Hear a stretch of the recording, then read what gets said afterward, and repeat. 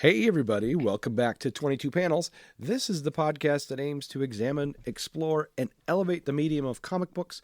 I am Tyler, and I don't want to brag, but I'm going to go see Santa Claus today with my daughter. Tad, how are you? What? Yep, yep. I don't want to brag, but I'm going to see Santa. You're going to see Santa. Yep, in Hardwick, He should be Minnesota. busy right now. I know. In Hardwick, Minnesota, the smallest that's where I was born. Well, I was born in Laverne here, He's got time to but go to Hardwick. yeah, Shouldn't he be making you'd toys think so. and checking his list right now? Yeah, it's close. I mean, why don't we see Santa in like July? That's his slow time. That would be funny if that's when the Santa pictures were taken to perpetrate the myth that he's too busy at Christmas time. Uh, Right. that would be great. I mean, he should either be busy or he's a horrible, horrible CEO because he's going off to play with kids while he makes the elves do all the work. Right? Yep. I mean, I guess as a teacher, I do know that the whole playing with kids things is kind of work too. Mm-hmm. So maybe he's on the PR side these days. Maybe. So I have been. I notice your number one news thing is what I've been experiencing. Um, Yes, you have. so I'm going to bring Most it up. stores have. Diamond has been having some Go for it. distribution issues. Last week I didn't get my comics till this week. This week I don't have my comics yet, and I was told next week I won't have those on time either. Right. So I'm not sure if it. I mean, essentially, uh, kind of two things happened at once. Yeah. One is being well publicized, the other not as well. Are they moving warehouses? But well, no, they closed their Plattsburgh warehouse, Okay. which, according to them, they had to do faster than they expected because they couldn't get month to month lease, blah, blah, blah. But I'm sitting there going, but you knew your lease was coming up and you hadn't secured the ability to get a month to month lease. So, Yeah, this wasn't a isn't surprise, that still just bad planning on your part? right? This didn't come out of nowhere, Diamond. But the other thing that has happened um, is they used to have drop locations Oh, okay. where, and I don't know if this is true for everywhere, but I imagine if they closed the Chicago one, that like the chances of them having other ones aren't high. Um, but like my comic shop didn't have their books shipped to the shop. They had them shipped to the drop location. A couple of Sure. number of the comic shops that I go to, and they would go in Wednesday morning to pick up their stuff. And the advantage of the drop location is, A, you can ship a lot more together. B, you can set it up in a way where like if stuff is missing or severely damaged or whatnot, there's more ability to offer recourse on the spot. Sure. Sure. That's gone now. So Uh, everything's being shipped. mm, Um, and they didn't organize a clear transition from getting rid of a warehouse. yep. And I'm also going to remind people, and I haven't gone back to like completely look through it. They laid off a lot of people during the pandemic, and I remember there being stories and certainly stuff that I heard anecdotally from shops and whatnot that they were having trouble rehiring. Oh, So like there's a lot of um self-inflicted problems that Diamond's going through right now. right. Certainly not helped by the fact that they've lost exclusive contracts with a number of companies and they now have competition and whatnot. But I mean, if Diamond goes away, it's not good because right now they're the only one of the distributors that really, really gets comics. Yes. Though Lunar gives them a real run for their money. Lunar's close. Yep. Um, but as PRH starts to understand the monthly comic industry better, and if anybody else steps in, Diamond is going to be in trouble because they don't have the market monopoly, and they're showing us that um, maybe they weren't as nimble and good at this as some people gave them credit for Right. to begin with. Yeah. Exactly. Uh, so, and unfortunately, I mean, the biggest problem is that like we're at a time where monthly issues actually represent a pretty small portion of the overall comics pie. Right. Um, and comic stores, but a disproportionate amount of the comic store pie. So Diamond having trouble winds up hurting not the industry, but the small business comic stores. Right. So I know. hopefully they get things sorted out, or if they don't, other people start um, stepping up. And I mean, I know that like my shop guy has been incredibly loyal to Diamond. Mm-hmm. But when they got rid of the drop shop, the drop spots, he started ordering most things that he could order elsewhere. Yeah. He started ordering elsewhere. That makes sense. I mean, I know it sucks because Diamond being the one-stop shop that made it super easy.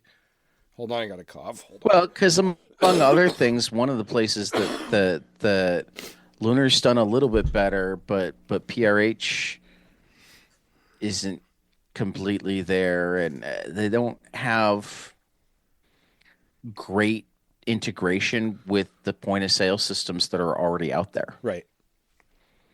So comic shops have to like figure out, do I want to switch my point of sale system entirely? Do I want to strip it down because I don't have the data? Do I want to hand input a lot of data? Yeah. No, it's a lot to So take in. yeah, there's a lot of logistical stuff that happens. And to a certain extent, that's how having only one distributor wasn't necessarily good for the industry to begin with. Right. Exactly. I mean, when COVID hit and Diamond was forced to shut down for the period of time, it crippled the industry. I mean, Right. they being that Well, at the but it time. also saved shop. I mean, it was a weird thing though. It was really bad for shops that were allowed to stay open. It was really good for shops that also had to shut down True. because they didn't have to worry about losing customers because there wasn't another place for them to go. True. Yeah. You know. So that way, when the industry bounced Um, back, then some stores that were able to reopen, were able to get their customers back. right. I mean, particularly in the comic business where, so much of your product, if you don't sell it in a week, there's Yeah. a good chance that you're not selling it. Oh If yeah. stuff had been coming out, they practically would have had to cancel their orders on it if they were allowed to, if it wasn't too late to cancel orders on it. You know what I mean? Yes. Yes. And even if it wasn't too late, they have to figure out, okay, what do I cancel? What do I not cancel? Because I am a comic shop. I can't just not have 3 months worth of comics, but No, I get it. Yeah, you can't float it that. was right. There were a lot of moving parts there. And I mean, there are ways in which the comics industry is very nimble, and there are other ways in which it's not. Right. Um, and that's like a whole other episode for another time. Sure. Let's get to our Um, second piece of news because this was huge. Uh, yeah. yeah, and we can actually segue from, one of the other problematic things about individual companies having outsized sway over an entire industry Mm-hmm. is sometimes people feel like the only avenue left is to work outside of the law.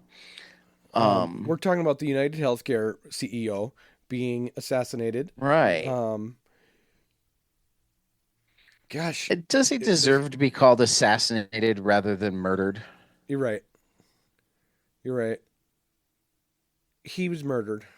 Uh, yeah. I mean, I guess it depends on your definition of assassinated. If assassinated is like highly planned out and not heat of the moment crime, then maybe.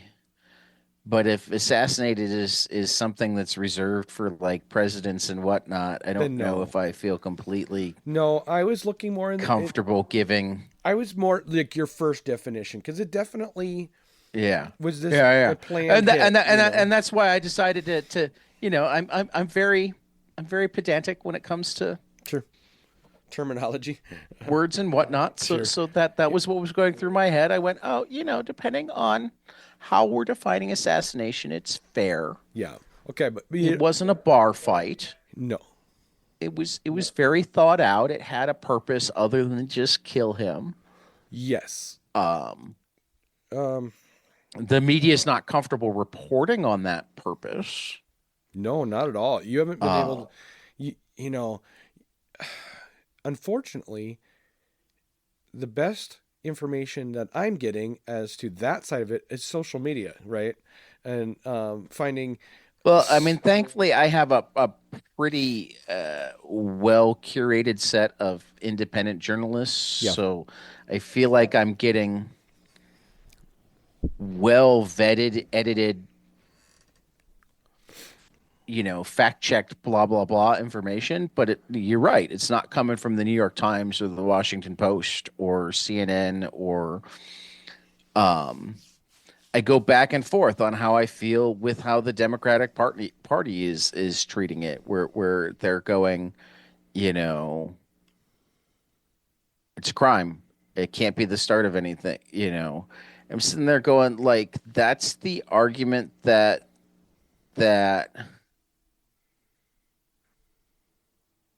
Republicans use for why we can't talk about gun control after mass shootings. right? I agree. I guess the only difference is that there's a good chance that most mass shooting perpetrators didn't want us to talk about gun control. But we're not talking about gun control here either. No. And like he used a ghost gun, Mm-hmm. a 3D printed gun.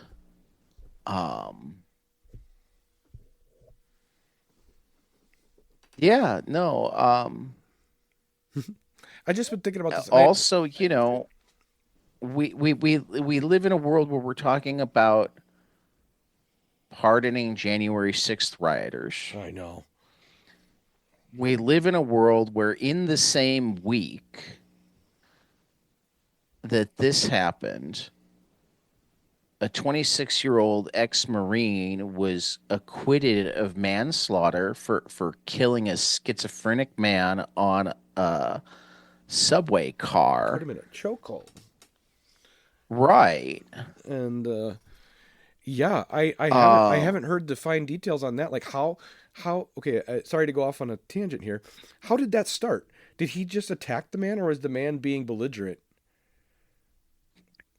He says the man was being belligerent. There's huge question as to whether the man was being belligerent or whether he was being black and schizophrenic on a New York City subway That's train. what I'm asking. Yeah.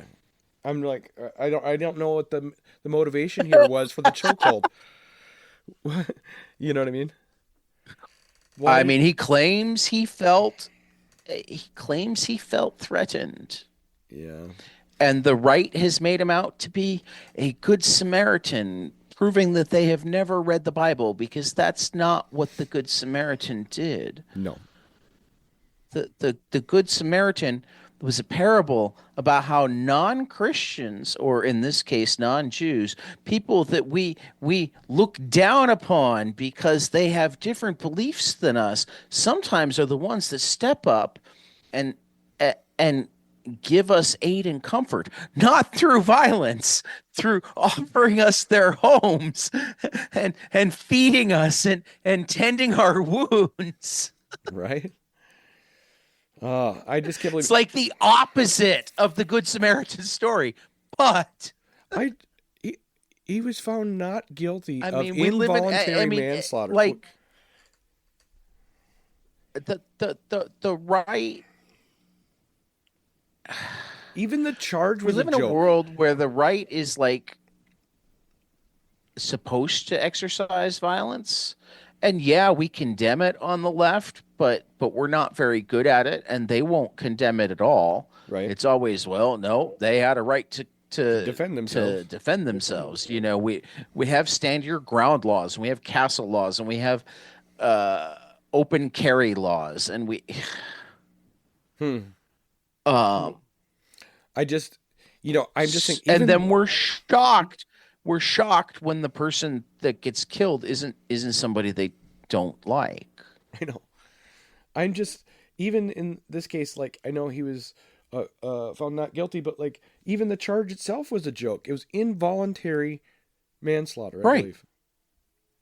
Yeah, it was like a ridiculously low charge. Exactly. I mean, we live in a world where, and don't get me wrong, I cannot emphasize enough that I don't think prison is the right place for Kyle Rittenhouse, but the idea that he would get off on a self-defense charge because he was afraid that somebody was going to take the gun that he brought to the tense situation away from him and kill him,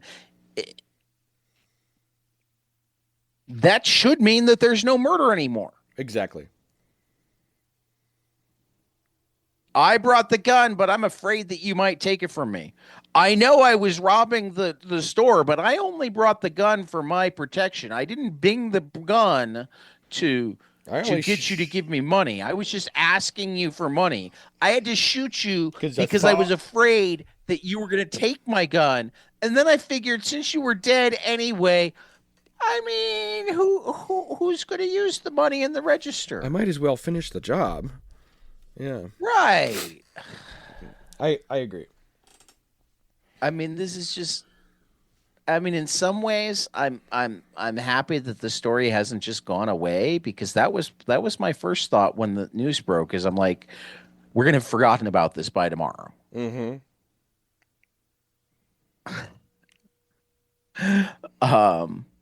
But I'm glad we haven't. Yeah. In other ways, it's just like this incredible example of like what a ridiculously fucked up time we live in. Mm-hmm. It's sad. But our third, in happier news, yes, $38 will get you like the vast majority of the entire Hellboy universe. Because it will get you the Hellboy bundle, the BPRD bundle, and the newest bundle, which has the BPRD and Hellboy stuff that's been published since the Hellboy and BPRD bundles came out, along with Lobster Johnson and Abe Sapien. I can't wait, because I already bought that previous. There's still a handful of things that aren't available, or haven't been available through Humble Bundle. You know, They don't have Screw On Head, and they don't have the what, Edward, what's his name, and you know, there's still. But like, we're getting closer and closer to the entire Magnolaverse having been available through Humble Bundle. I know. And so I'm excited about the fact that they make it so, like, if you bought the previous one like I did, you know, here's the add-on stuff. It's easy to... Yeah. Right. So I'm not going to double up. They did that the last time, too. Oh, that's good. So I'm gonna Yeah, they did that the last time too, because I've actually bought all three separately, but I think you wound up getting the Hellboy and the BPRD together yes, yep. because you didn't know about it I bought it for the back when they third. did the big Hellboy I think one. I did like $35 one or whatever it was. Right. And that got you all of Hellboy. Whereas I only did $25 that time because I had the Hellboy stuff Yep. and just needed the BPRD stuff. Yeah. So now I'm gonna do the added stuff, the Lobster Right. Johnson and the So this is also, I mean, I'm going to say twofold. First, $38 for a ridiculous batch of amazing comics, but I will also quietly make the announcement that Tyler and I decided that when the One Piece race is done, we're going to start doing a weekly Mignolaverse yeah. read on along with our normal great responsibility and other things. So if you want to be able to read Hellboy along with us, this is a great opportunity to get it at a absolute value and to support World Kitchen as well. So Yeah. yeah, Exactly. It's very it, exciting. it's what it says. It's a 33 item bundle, but what it is it's a 31 new items and 70 old items because two of the items in the bundle are the 35 item Hellboy Lost Army bundle and the 35 item BPRD bundle. Right. Yeah, and even those in those bundles, like 35 items, even those are bundles because you break their individual. There's so much stuff in there. Like I Yeah, can't they're even just. huge. Yeah.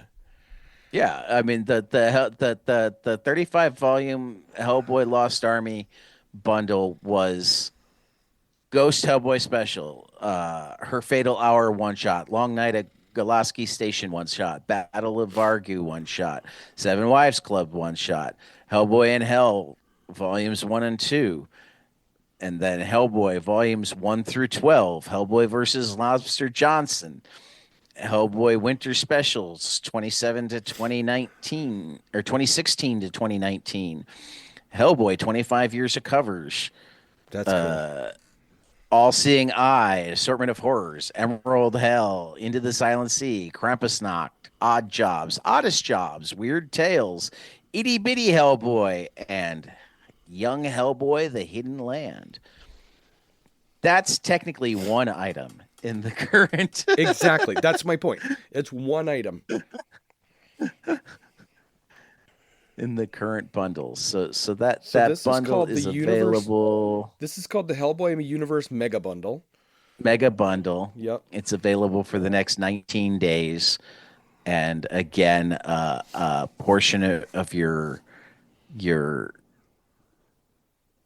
payment goes to the World Central Kitchen. I'll remind people that there is an option to adjust your translate or your donation to give extra to charity, or as I do, to give a custom amount where I don't quite give the minimum because it will allow you, like if you choose to, you can't, humble caps how low you can go with them Right. because they have overhead and they just need to make certain that they get it. The publisher often does not. So you could, if you wanted to, split your $33, is it $33 or $43?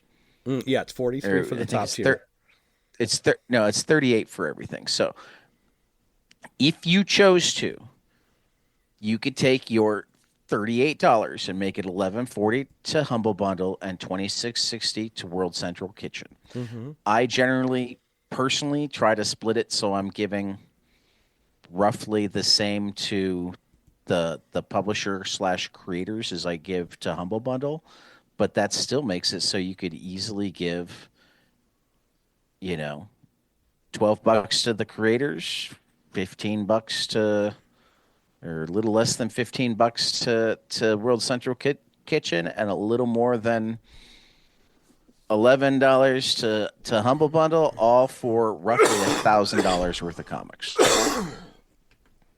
That And is I insane. actually feel like that. I feel like that number might actually be low. That feels low. I was just gonna say that's low. I mean, Yeah, you've got it's so good. I'll be buying mine here as soon as we're off and yeah, running talking. you've, When you've you're got when you're reading hundred your new comics, 101 items. yep. When you are reading your new to order comic book, I'm going to be ordering this next Humble Bundle that I need. So Yeah, there you go. So let's hop into those new to order comic books. sounds good. From Distillery, Last Flight Out of Wichita, from B. Clay Moore and Mac Chater, something like that. Brand new Distillery debut from B. Clay Moore and Mac Chater. Two Vietnam vets in the heart of a depressed 1977 America make a bad decision in an effort to make ends meet and find themselves in the middle of mob double crosses and the ensuing violent fallout. Soon, the full force of Kansas City's organized crime, including the city's black mafia, the infamous Purple Capsule Gang, turns to Wichita looking for two desperate men, their money, and a few pounds of flesh. Last Flight Out of Wichita is a thoroughly modern take on 70s noir, swinging from Las Vegas to Wichita and beyond. Every issue from Distillery is presented in our perfect bound prestige format, featuring wraparound covers with spot gloss on robust cover stock, complemented by 48 pages of exquisite interior stock. It's the Distillery difference. Yeah, these Distillery books For fans of Fargo and Cold Blood and No Country for Old Men, in stores February 19th. These Distillery books are like top notch, and this I particular love cover Distillery. is like perfect for 1977. I mean, look at their clothes. Yeah. Look at the Oh colors. yeah, look no, at the it's text. and it looks like so many of the 70s movie posters, particularly like the crime movies, etc. Yeah. Yep. All right. Mothra, Queen of Monsters, from Sophie Campbell and Matt Frank. Mothra has fallen after a fearsome battle with a terrifying new kaiju, Antra. Without its protector, the world has entered into a state of desolation. Kaiju roam freely, and what remains of humankind has been forced into hiding. But all hope is not lost. Mira is a young woman living in the wasteland who believes she lost her family in Mothra's final stand. That is, until her missing twin shows up at her door with two fairies. If her sister is to be believed, Myra might hold the key to the rebirth of Mothra and the Earth's return to normalcy. They just have to travel back in time and get its egg from the Jurassic period first. In shops March 5th. Looks cool. I'm doing more Distillery. Yep. Through Red Windows, from Ram V and Joelle Jones. One of the hottest writers in comics, Ram V teams up with artist extraordinaire Joelle Jones to tell a modern horror story that will leave you guessing until the bitter end. When ailing plutocrat Harlan Roderick invites his young protege, Athol Law, to live at Roderick Place in downtown Manhattan, what Athol believes to be his first step into the inner circle of the world's elite soon turns into a living nightmare. Athol discovers that Harlan and his illness are inextricably connected to the high rise, where secrets and monsters from both Harlan and Athol's own lives lie behind each door. Through Red Windows is a grim thriller with overtones of gothic horror, loosely inspired by Poe with a very modern twist. Not for the faint of heart. For fans of Wall Street, Secession, The Game, and Channel Zero, in stores February 26th. Yeah, I love the artwork. It's very bloody. Joel Jones. Thunderbolts, Doomstrike, from Colin Kelly and Jackson Lansing. Revolution or Rebellion. Art from Lionel Liu. What was that? Art from Lionel Liu. Oh, on here it said cover artist, so I did. Yeah. Anyway, Yeah. anyway But neither Colin or Jackson are artists. You're so right. so Revolution or Rebellion, like lightning. Doom took over the world, and Bucky Barnes helped him do it. To atone for his unwitting role in Doom's triumph, Bucky assembles a team with one goal: burn it all down. And when Bucky's saboteurs, including Black Widow and Songbird, launch a no-holds-barred campaign to tear Doom's empire apart, Doom decides to prove that revolution ends in blood. This will be in shops February 19th. Out from Marvel. Couple of graphic novels coming. There's No Time Like the Present. Paul B. Rainey's There's No Time Like the Present continues to upend grand science fiction gestures with a deep desire to understand the emotional lives of the common man nerd. It's a simple conceit. Time travel is only possible between the invention of the necessary functioning machinery and the day those machines are shut off. In that finite sliver of space-time, humanity schisms into those who defiantly refuse to look into the future and those who reap the benefits of doing so. In shops March 26th. Nice. From Drawn and Quarterly. Yeah, I haven't seen much from them lately. That's cool. Let's see, what's next? Three Thieves. Is this mine? Mm-hmm. Three Thieves, Tower of Treasure from Scott Chandler.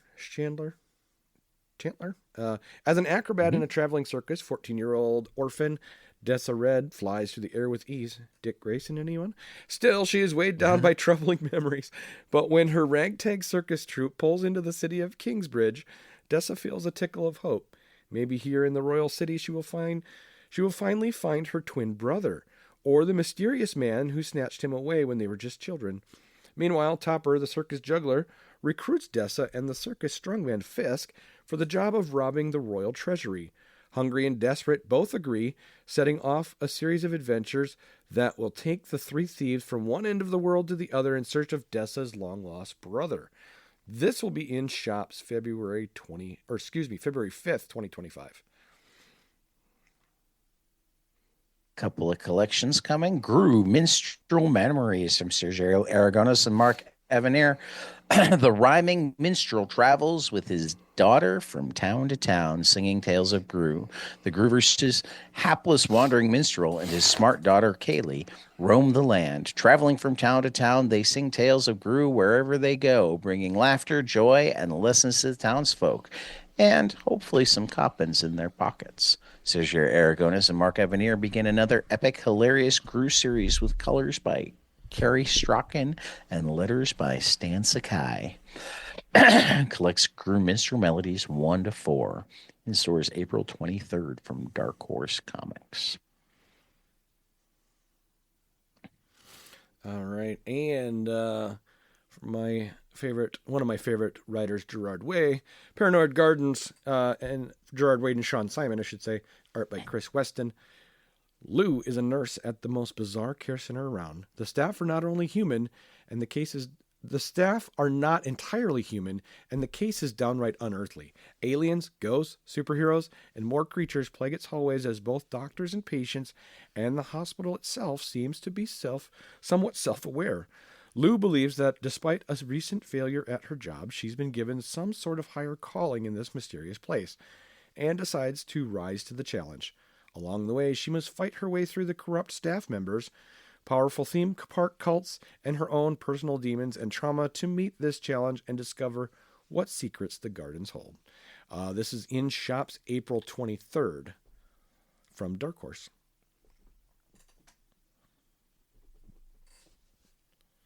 Right. Profane. Peter Milligan and Ralph Fernandez. It's the most important case of Detective Will Profane's life. Solve the murder of Spud Coltrane. But this isn't just any murder case.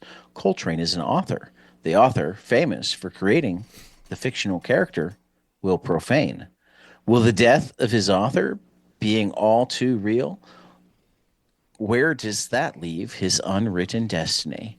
Discover the reality-shattering mystery thriller from legendary writer Peter Milligan and veteran artist Raul Fernandez. Walk the thin line between reality and fiction. Collects Profane numbers 1-5 from Boom Studios in stores April 23rd. And I realized I forgot to pick a second graphic novel here. Don't worry about it. Next time. It'll be fine. I was going to pick X Factor, Mark Russell. Well, we can pull up X Factor really fast. All right. Watch me. All right. Let's see how fast Watch Tad can me. do this. We'll, In the meantime, everybody. we'll get X Factor going. Yeah. In the meantime, be sure to check out our Patreon. We have a few different tiers there, something for everybody. If you want to help out the show, if you like what you hear, if you think, Give us money. if you think, One of these days we'll get a Ko-Fi going. yeah. What's that? Comics aren't cheap, man. Oh yeah, I know. We read them so you don't have to. Oh wait, no, we We read them so we read get them you. so that you know which ones to read. We read them so you will also read them. Right. All right, X Factor's ready. That wasn't very long at all. 30 seconds. Oh man. wait a minute. No, that's bad though because I grabbed X Factor number 5. I didn't want X Factor number 5. No, we wanted to trade. I want the trade. Oh, Maybe it's not there. that's weird. No. No, well. Well, just describe it, dude. You X know Factor. it. You've been reading it. Yes. X Factor is one of those books that is just hilarious. Mark Waid is kicking ass, I meant, on X-Men stuff in X Factor. And the team is a government-ran agency of mutants. That's, Well, and reality show. yeah, and reality show. Yep. It's good. It's funny. There you go. There you go. All right, here we go. From the ashes of Krakoan era, the mutant crack team of X Factor.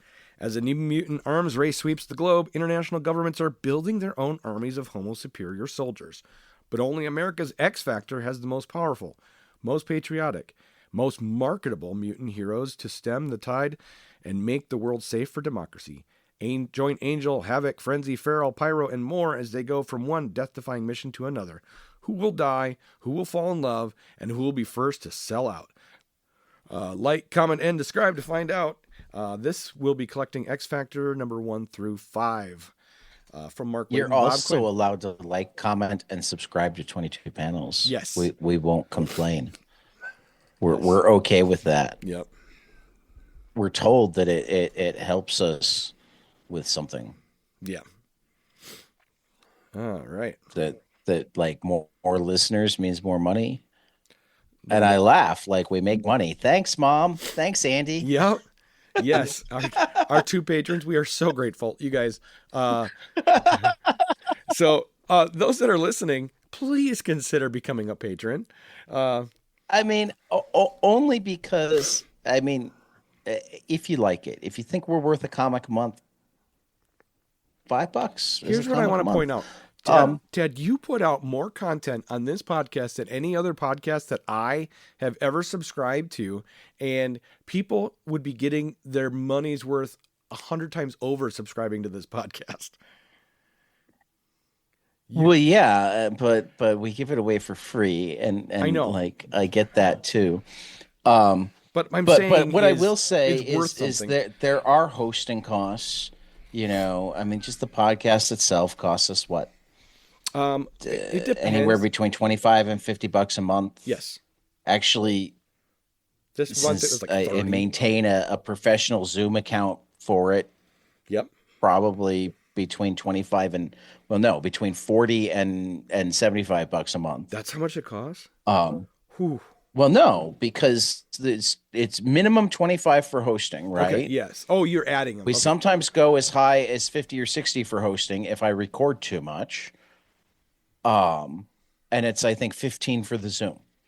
Oh, 15. So I thought you meant 25 and 15, minimum of 40. Yes. But it's then like $2 extra for every hour Yes. over 12 we do in a month. And when was the last time we only did 12 hours in a month? Has there ever been a time we only did 12 hours in a month? No, and that's my point. You get so much Yeah. content already for free. Like, consider helping out because Tad does a ton of work. That's all I'm going to say. Well, and also I spend way too much money on comics. Excuse me. And my wife will let me continue to do so even more if I can say, but honey, I get paid for it. Yep. Well, One of our patrons just caught up on his payment, so we have that money sitting there. Cool. Anyway, let's get All right. let's get into some new books. What that There are final order and cutoff. this is probably because it's Christmas week. Yeah. There really are no significant final order cutoff books. Certainly no new, I mean, your many good ongoing series have final order cutoffs this week, but no new books on final order cutoff this coming week. Right. Of interest. But we still have some crowdfunding stuff, including a new one that started this week. So there's still Little Nemo in Slumberland from Winsor McKay at Studio Comics Press through 12/21. There's still the Bone Deluxe Edition, Part 1, The Valley from Jeff Smith and Cartoon Books through 12/28. Heavy Metal is on Kickstarter through 12/29. And The Awakened from Alex Segura, Michael Marisi, and Dean Kotz is on Zoop until January 10th. That's the new project that we haven't talked about before, but looks really quite cool. It's a noir superhero murder mystery. And Segura is the one that brought us Alter Ego and Secret Identity, and the legendary Lynx and Dick Tracy, and Michael Marisi brings us the wonderful, wonderful Barbaric, among many other things. So this has, I think, real potential. So, yeah, it definitely looks like it was published at some other point, and it's collected in trade paperback format for the first time. But yeah, I recommend it because I managed to miss it when it came out, but it's a powerhouse team. Yeah, for sure. And doing stuff that feels like exactly up their alley. So check that out. Now, Tyler, tell me about your 3 amazing books. Oh, well, it just so happened that these 3 amazing new books are the exact same ones that I thought would be spectacular last week. Ah! Yeah, not on purpose. Did you actually read them all? Yeah. Or this was a good week because your comic shop didn't get books and you just copied and pasted? Nope, this was a good week. I bought all my books online this week except for Batman, because Gotcha. my store got Lunar. So Lunar's been shipping on time. Yeah. Yep. So Batman comes. So DC's coming out on time. Yeah, that was great. So anyway, Doll Parts: A Lovesick Tale #1 from Luana Vecchio was really cool. I like her artwork. Vecchio. It reminds me of Peach Momoko a little bit, but a little more poppy. It's a little less watercolory, a little more poppy colored. I like the pinks in it a lot. This was fun. This was a fun story. Yeah, I meant to read this one and didn't get to it. I read a Lovesick one shot. I haven't actually read the Lovesick, and I need to. Yeah, me too. I haven't either. She does really interesting stuff. I'm just diving into the Lovesick world here. I'm gonna have to go back. Right. Second pick was Batman Dark Patterns. Dan Waters and Hayden Sherman killed it on this. I think this was a really fun Batman story. I really love Hayden, like mystery and horror thrown together, and this is really good. Yeah. I don't read Batman ongoing, but I do pick up all of the Batman, kind of what I would consider out of continuity books, Right. And Batman and Robin Year 1 is next week. I'm really looking forward to, I'll talk about that later. And then Minor Arcana #4 from Jeff Lemire. Was amazing. Yes. Love this. I think I even called him good at comics on you did. Instagram. Yes, you did. And he has, for a book that's technically just him, he has an impressively sized team helping him out. I know. There's a letterer, 2 designers, 3 editors. You know, I can't fault him for that. He's so busy. No, he should. But I always like to see that sort of thing, and I like to try to give credit to as many people as possible. And I sometimes like debate: do I, should I be adding in the digital? Because it feels like that's just the person who gets it ready for digital publication. So it's like the person who assume and maybe at some point I need to ask to find out because maybe they're doing I assume like their job is just to make certain that it goes panel to panel properly and that the colors look right on a screen, which isn't nothing, but that still feels more tech than comics. I agree. You know what I mean? Yeah. Yeah. Yeah. Sometime we'll have to ask one of our editors about that, and maybe I'll wind up putting even longer lists. Because on one side, I'm also like, if they get credited, I feel like I should credit them, but then the lists get really long. Yeah, it's hard. our notes get huge. Anyway, what about you? What are 3 amazing new books? FML number 2 from Kelly Sue DeConnick and David Lopez. Oh my God. Mm-hmm. I haven't read it, but I'm looking forward to it. It's essentially about like even 2 issues in, this might wind up qualifying for the category we just came up with, the all too real. Yes. Or too real for comfort. I forget which we said. Too close for comfort? I don't know. But yeah, it's something like that. Yep. Because it's like about a mom of a teenager and a middle schooler in like a post-pandemic / pandemic world.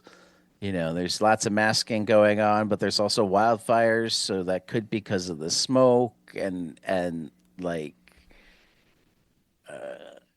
kids punk rocker, moms juggling everything. Yeah. Just so good. So real. Yeah. I just finished number 1. So real, so good. I'm behind. Oh my God. I just bought them both together. On number 1's really fucking good too. I mean, this is how my comics reading worked this week. Okay. FML was the first book I read.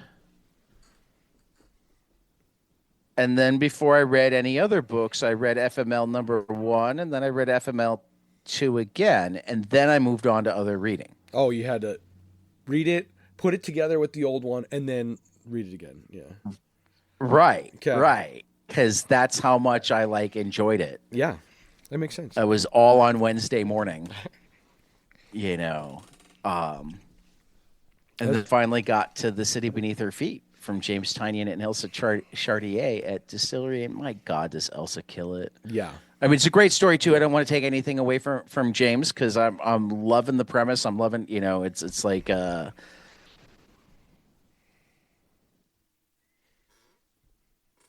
high end hit girl that befriends a more bookish type and.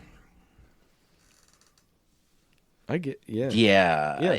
I don't know more than that yet because it's issue 1 and it sets it up really well. I think her artwork with Tynion's writing works really well together. It really does. Yeah. But I mean, her artwork works great with everybody. And she just keeps leveling up her game. Sure, she does. I mean, it's ridiculous to me how good she was out of the gate, particularly given her history of not really having comics experience before she made an incredible one. Right? Right. Yeah.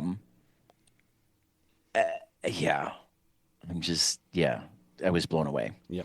And then there were a bunch of good books this week. So this last spot was hard. I liked Through the Bows. I liked Shiver Suspense Stories. I could have gone with Minor Arcana or Batman Dark Patterns. But I wound up giving it to In Bloom #1 from Michael W. Conrad and John J. Pearson from Boom. About a world where like the plants have fully bloomed, so like we have more bacteria and whatnot inside us than we have our own cells. So some people have like plants that are now growing out of them. And I don't know how much we'll find out about that. I'm certain that we will, because it also turns out that it's a murder mystery.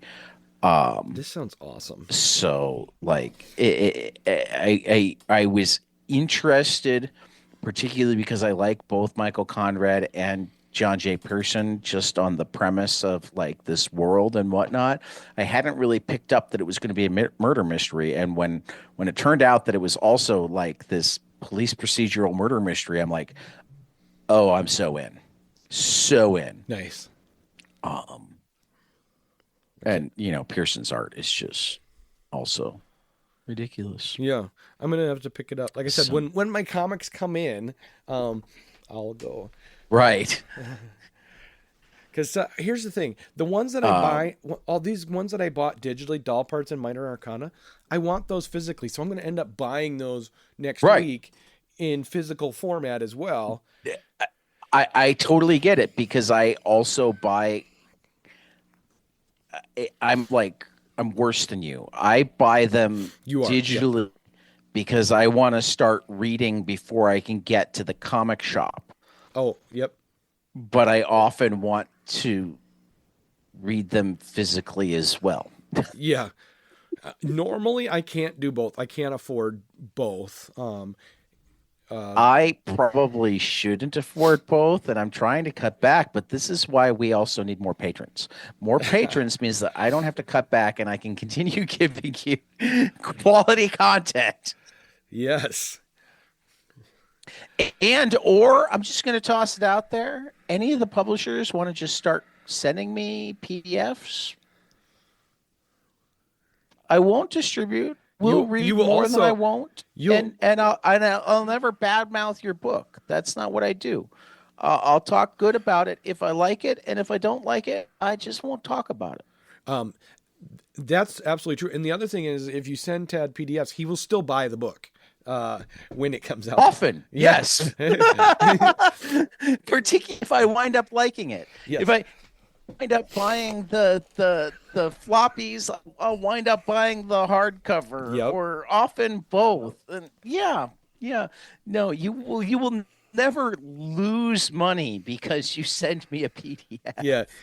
So I tried to do an inventory recently of all of my comic related material. That's both floppies and trade paperbacks and graphic novels and manga. And I'm in the 5,000 individual pieces range. How big is your collection? Do you know? My just floppies is about that size. Is it? Or bigger? I thought you probably. And I don't have a good count of my physical trade paperbacks. Yep. Right.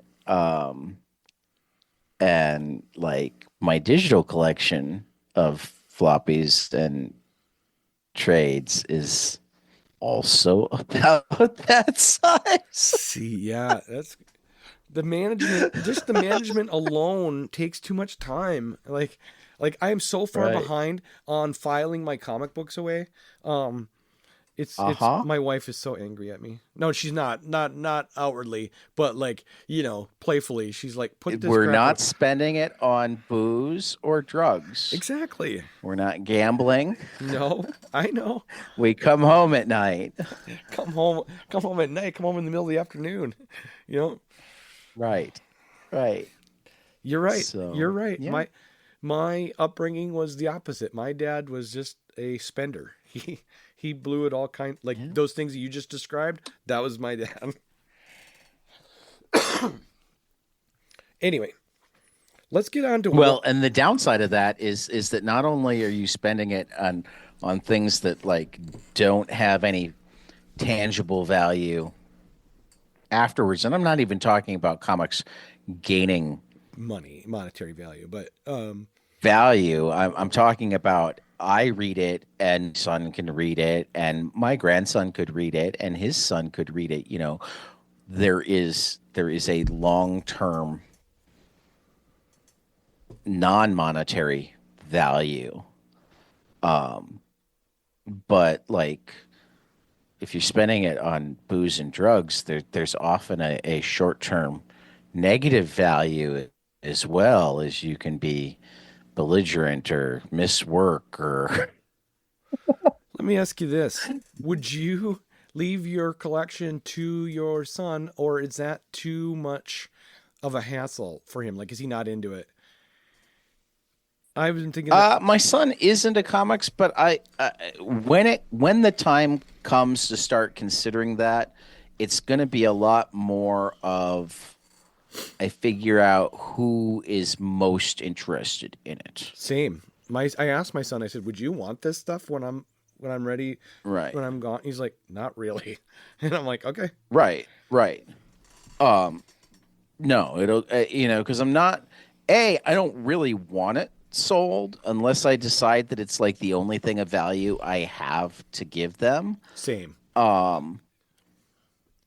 So I would be more likely to be looking, if the kids or grandkids, or since I'm young enough now with grandkids, it's legit possible that there will be great grandkids starting to reach the age that they could say, no, I want those. Sure.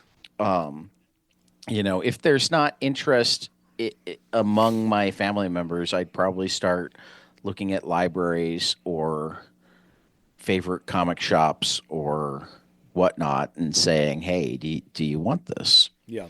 Well, my grandma just did the exact same thing with me. My grandfather is 80 some. He's in the high 80s, and he is a collector of coins and stamps and things like that.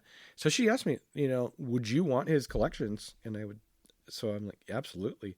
So I may be inheriting a coin collection that's pretty substantial. Cool. Yeah. Cool. Can't wait to go through that. I would think that would be really cool. Yeah. But so we should probably check in on One Piece. Yeah, I suppose we could check in. I'm still ahead of you. You are, yeah, because I just can't seem to get going. I am moving forward. I got through a whole volume this month or this week. Yep, you did. I read and reached water. Did you reach Water 7 yet? What chapter did they reach Water 7? I'm gonna look. I got my iPad right here. It's a big shipbuilding island. Yep. It's cool. Okay. I don't think so. They get around on like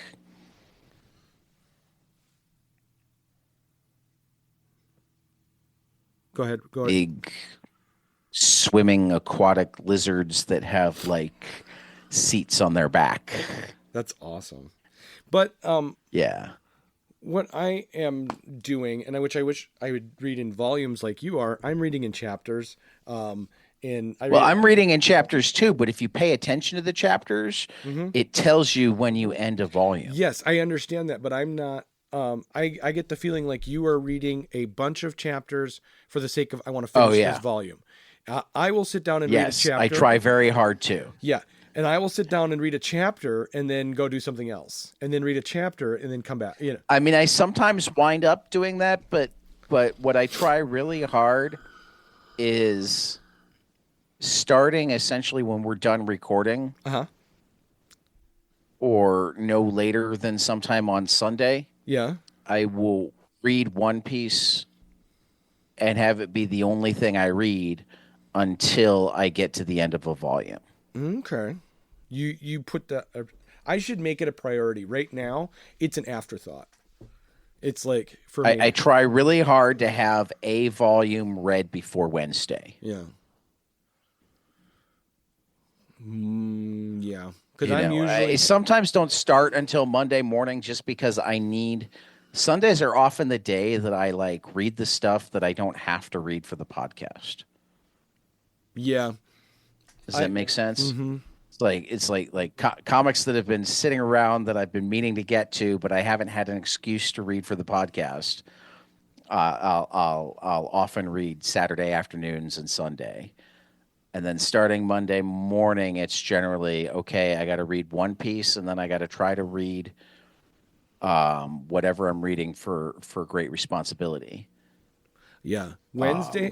Wednesdays from Wednesday to Saturday. And then starting Wednesday, it's like new books through Friday. Go. Yep. Wednesday through Saturday morning. Because I usually don't get to our Great Responsibility till later in the week. It's just the way I work. I mean, sometimes I do it Friday night. Yeah. It depends on how much. I mean, because again, I try to prioritize One Piece at the beginning of the week. I don't always succeed because sometimes the reading from Saturday and Sunday carries over, and I'm really interested in whatever thing that I'm reading that doesn't have to go, or I play too much baseball on the PlayStation or whatever. What game are you playing? I said I play too much baseball on the PlayStation. Yeah, which baseball game? Oh, the show. Oh, the show. Okay. Yeah. No, I heard it. I didn't even realize there were really multiple games at this point. Yeah. I thought they had a lock on it. Oh, do they? I didn't know. I don't know. I mean, I guess there's at least one other one out there that just doesn't use any licensed stuff. Yeah. Because Darren Bennett mentioned it on the baseball podcast. Yeah. Well, the kid that I tutor is graduating here next week. Well, he'll graduate in May, but he's done with school after this semester. Right. So my tutoring time has opened up. My time for more reading. I've wanted to get into some gaming. I bought in a few games recently on my PC that I have not yet tried. So. Oh, that totally reminds me. What's that? I was looking at my calendar and thinking that I'm free tomorrow, and I'm not because we're playing Die tomorrow. But we haven't actually figured out a time. I have my daughter's Christmas program tomorrow. Cool. Yeah, I don't know about cool, but I'm excited to see her sing. I just don't like sitting through the service. It's the church Christmas program. Anywho, let's get on to our Great Responsibility, because this was a fun one. Yeah. Thank you, Shelley Bond, for recommending Expecting to Fly by John Allison. I haven't read enough John Allison. I've read like none for me, except this. I've read like half of Giant Days, and I enjoy it, and it's one of those where it's like I should just binge this, but I haven't managed to, and then like I won't get back to it. And I'm looking at Giant Days right now on it's Comics. cool. It's just like college life. Mm-hmm. It's fun. I read the Great British Bump Off. That was fun. A lot of Bad Machinery. Well, no, Bad Machinery is now on Go Comics. So when I'm actually managing to read my daily strips, which I haven't in a couple of weeks, I get a daily Bad Machinery strip. But I haven't like read it straight through mystery by mystery. Like it's available, and I haven't done Steeple, and I didn't know that some of this other stuff even existed. So, like, it was really cool when Shelley like emphatically recommended something that I knew the creator but didn't know the work. Yeah, you hadn't heard of Expecting to Fly, right? Yeah. So I mean, it gives me this comfort level with the stuff already, but still this new avenue to explore. Yeah. Well, And I Exactly. really like these characters. I'm really hoping that like because we're gonna jump into the first volume of Scary go round. Scary Go Round next week, Hmm. which involves these characters. I'm really hoping that that teacher has more of a story Correct. Yeah, because I agree. it turns out that he set up both of them to kind of take care of each other. Hmm.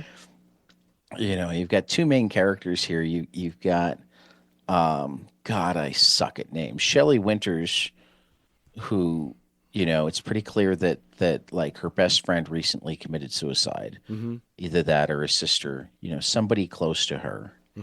has committed suicide. And she's coping with that. And And then then you have what was the boy's name? Ryan.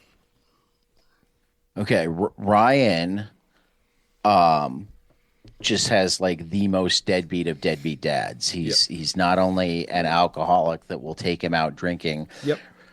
and mind you, take him out drinking mostly because he has the drinking money. I mean, that's where we meet Dad is when he shows up to ask Ryan if his grandmother has given him his pocket money this month yet. And when Ryan says yes, he says, "Great, come buy me a drink." Let's go. Ah, He says to the 16-year-old high schooler. Um, so yeah, it's great. What do you think of the minimalist artwork? I mean, I think it's I effective. like it. Yeah, it's effective. I like it a lot. It's my favorite type of artwork is graphic design, and these covers Yeah. are very graphic in nature. Um, Yeah. with the title "Expecting to Fly" looking like I don't know, like a cartoon Tetris. series. Tetris, Oh yeah. yeah. Oh yeah. No, you got Tetris going on the overall cover, but the Expecting to Fly is, I mean, it's very set up like an 80s Marvel comic. Uh-huh. Yeah. It One looked and a two issue limited series and the box up in the corner with the character faces. love that. Yeah. I love I the do too. aesthetic of the whole thing. Um I just, I was really focused on the artwork a lot because that's my Well, I mean, it's interest. more proof that I mean, and I'm pretty certain this is early digital art. Mhm. Yeah, this is 2016. Uh, When was was it this? that late? Yeah. I don't know, actually. I felt like it came out earlier than that. No, 2014. 14. Okay. Yeah. Um, but I mean, it reminds me some of, and this is another thing that at some point we should actually look at possibly doing something with because I know we both read it, but it reminds me of questionable content Yeah, exactly. in terms of the style. Yep. Um, Yeah. it's Early it's questionable it's somewhere content. between an old newspaper strip and comics, Hmm. um, well, newer comics, I meant. It keeps a simple style, but there's a lot of expression. Hmm. There's a lot of body language. Um, he uses his panels really well. I mean, I love this opening panel where both uh, Ryan and what's his best friend's name? Jonesy Jonesy. Yep. are coming out of the house, but actually if you look at it, you see them both getting up in the morning, getting ready, Ryan's mom tying the tie on and Ryan finding time to play guitar, Jonesy actually giving his mom a kiss goodbye, and then meeting outside to walk to school, you know. Um, I love little things like the when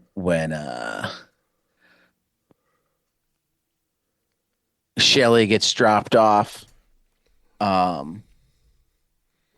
First you see that the SUV like has mud spattered low, and then it's got the Winters Construction Company on the tire cover. So Yep. like if you're paying attention, that's like your first tip off that like her family are, actual construction. Yes. I'm still just so curious to find out more about Mr. Knott, because he doesn't feel like a teacher. He but he acts like one, but he also acts like he could be a spy master. Right. It's like, is he just taking care of these kids, or is he preparing them for their higher calling? Yeah, he's got a Professor X type vibe to him. Right. He's like bringing in these kids. Yeah. I love the top 10 lists. Mm-hmm. I wish we could read particularly her list better. Because it's got you can see most of the list of what the actual top 10 is. Yes. But you can only see a little bit of her list. But enough to know, hey, that's some good stuff. I love the way his sister makes fun of him. Mm-hmm. Yeah, I actually love both of their relationships with their sisters, but like his sister with the, is every song you write a Metallica song with words about a girl?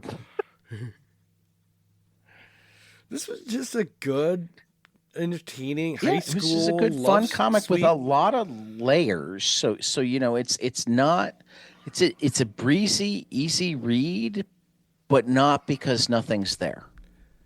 Yeah, I will say that. It was not a hard read, but yet it wasn't like yes, it's an all ages book, but it wasn't like a kid's book. It didn't feel right. It didn't No, feel like, there's a lot of layers. I mean, I'm looking right now at like the party where, the girl that he's obsessed with is like hitting on him hard, but he's so worried about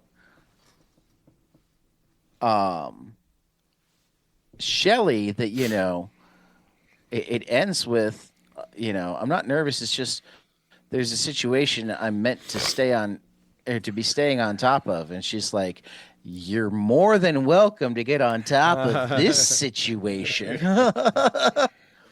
Yeah. It's funny.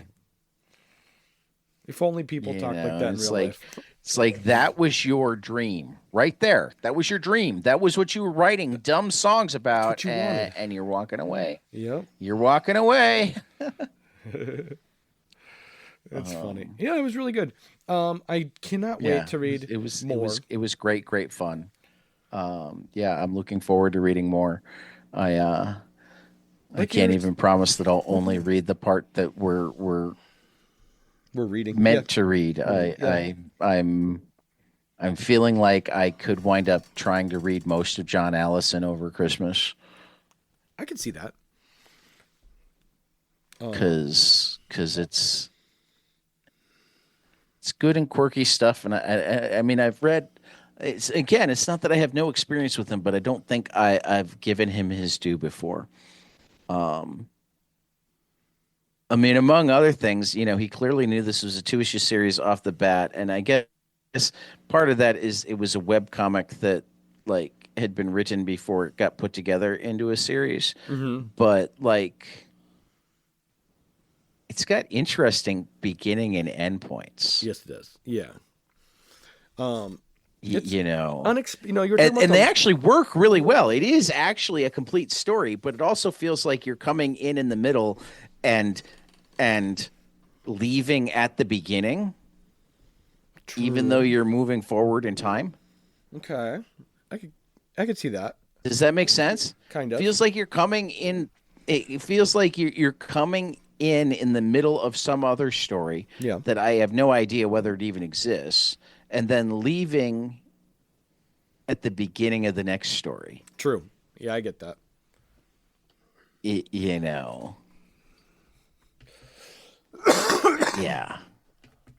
Yeah. It was I mean, I shouldn't be surprised at all. Shelley Bond is like, it's not just that she like has great taste in comics. Like she's one of those people that you can like quantify that she has exceptional taste in comics. Yeah, she has The books objectionable that she taste. has she has objectifiable taste. That's what I meant. Yeah, I had said It's wrong. not Not strictly objectable. subjective. Yeah. Right, It's right. You look at the books that she has like shepherded into existence, yes, and they're very good. yes. Agreed. Okay. And I'm not just talking the ones that she created as like a writer, but like the ones that she was the editor that found them and said, "Hey, we should publish this." And I mean, again, I don't think one can overstate the influence that Karen Berger and Shelley Bond and a lot of the other early Vertigo editors have had on the industry as a whole. Right. Not just in terms of what they did at Vertigo, but what they've done since. I mean, Tom Pyre was at Vertigo. He's one of the driving forces behind Ahoy Comics. You know what I mean? Yeah. I mean, so much of. If we've been doing this podcast 20 years ago, like we would have been the ones finding Vertigo and Milestone. Yes. Or I guess 30 years ago. God, we're old. We would have been the ones finding Vertigo and Milestone and being on top of Dan Klaus and Chris Ware and Love and Rockets and whatnot, but we wouldn't have felt like there wasn't enough time to read everything that was good. Correct. Yeah. Because it wasn't at that level yet. Yeah, I agree. Yeah. So yeah. Thank you, Shelley. Yeah. If you're listening. Yeah. Hopefully she listens. And you're probably not because you're busy as fuck. Yeah. So I'll probably write you an email and thank you. So anyway, let's get into next week and then get into starting our days because we're running longer than our normal. I know. I got to go to Santa Claus. Weekly. I got to episode. be out of here in an hour. Yeah. You got to go meet with Santa. I got to get. I got to have breakfast. I know. I got to get dressed. Yeah. I got to finish up show notes. Blah blah blah.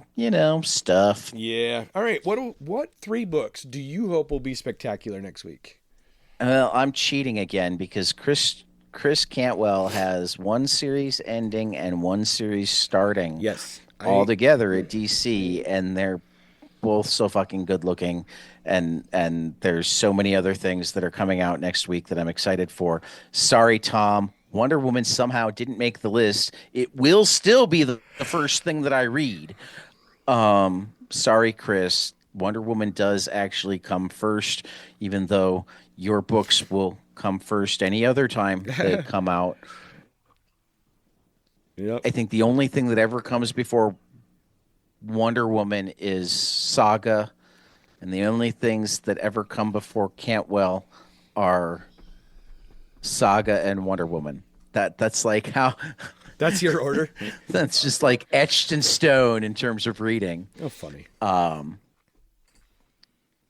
But the ones that I'm most hoping will be spectacular, the most confident will be spectacular are, like I said, Chris's starting Challengers the Unknown with number 1 Yep. with Sean Isaacs, and wrapping up Plastic Man No More with Alex Lins. God, that was good. We also have The Next Horizon Experiment from Jay Holton and Michael Lee Harris, Motherfucking Monsters. And Phil Hound is wrapping up Stir. And I almost feel bad for putting that in the 3 spot rather than the 1 spot because it's been amazing. And I'm really looking forward to seeing how it wraps. There's a bunch of good graphic novels coming out this week too. Everfrost from Ryan Lindsay and Sammy Cavella. How Could You from Ren Strap. In the Garden of Earthly Delights from Rich Tomaso. Monday from Andy Hartzell. And War on Gaza from Joe Sacco, which would be one of my early reads as well. You're getting into, I think, a bunch of the books that I didn't get to. So I will quickly say that Tom has both Wonder Woman and Jenny Sparks next week. Yes. Joe Illich has Milestone Universe Shadow Cabinet next week. Ram V's got New Gods #1 next week. Alex Segura's got The Question All Along the Watchtower next week. There's a Space Usagi next week. There's a Daredevil next week. There's a Godzilla Monster Piece Theater next week. A Gru Minstrel Melodies next week. Oh, it is a huge week. You didn't even put Absolute Batman #3 on your list next week. No, yeah, and I was going to talk about that. Lots of good stuff next week. Yeah, so Black Hammer Spiral City #2. I forgot to put city. #2 comes out. Very excited about that, from Jeff Lemire and Teddy Christensen from Dark Horse. Gerard Way is continuing on with Paranoid Gardens #6, along with Sean Simon and Chris Weston from Dark Horse. And this #3 spot was tough. Batman and Robin Year 1 #3 from Mark Waid, or was it going to be Absolute Batman #3? I went with Batman and Robin from Mark Waid, only because I'm in a Mark Waid and Chris Samney are like a near perfect team. Yeah. Yep. Their Daredevil run, their Black Widow run, like they get together. It's amazing. Yeah.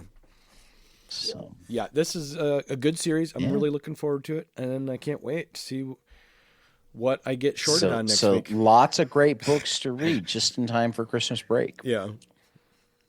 Yeah. Cool. So yeah. Again, guys, thanks for listening. If you like what you hear, consider supporting the show.